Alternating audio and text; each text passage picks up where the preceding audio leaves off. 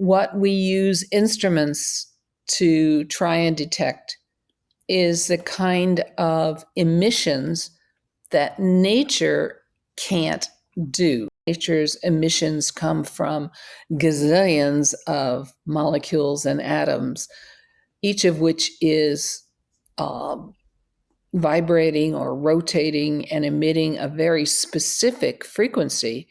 But all of the atoms and molecules are moving with respect to one another so that the ensemble signal is Doppler broadened. So each of these individual transmissions from a molecule or an atom gets added with all the other molecules and atoms that are all moving relative to one another, and you get a broad signal.